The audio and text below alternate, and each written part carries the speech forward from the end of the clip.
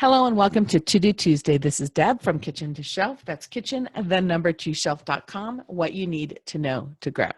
So this week on Do Tuesday, what we're doing is we are continuing to talk about Q4 because we want to make it an absolutely wonderful, wonderful quarter.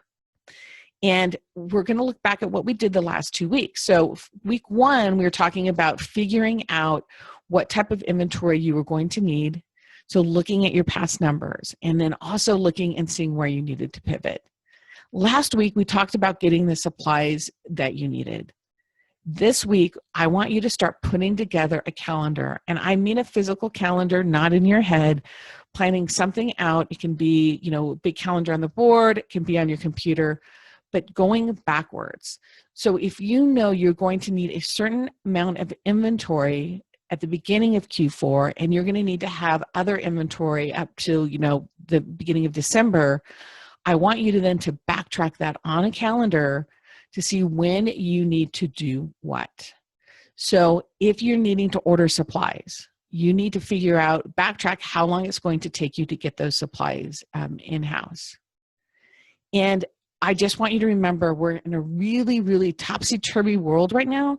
So you might want to add some buffer time onto that, especially if the kitchen time is getting kind of tight around Q4 and you have time scheduled in there, but there's not a lot of flexibility. You don't want to have that time scheduled in the kitchen and not have the materials, which brings up the second point on the calendar.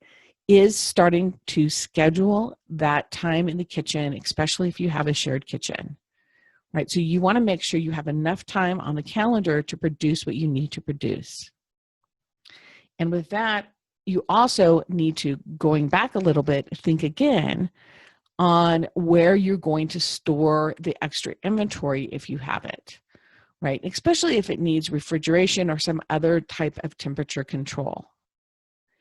So take that calendar out, start marking off the time, and start thinking and contemplating some of those other questions that can come up, like storage. And there might be something I'm not thinking of. Think out loud. Walk it through. What do I need to do to make sure I have that inventory ready to go for Q4?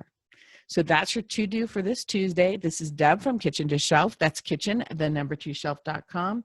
What you need to know to grow. Talk to you next week.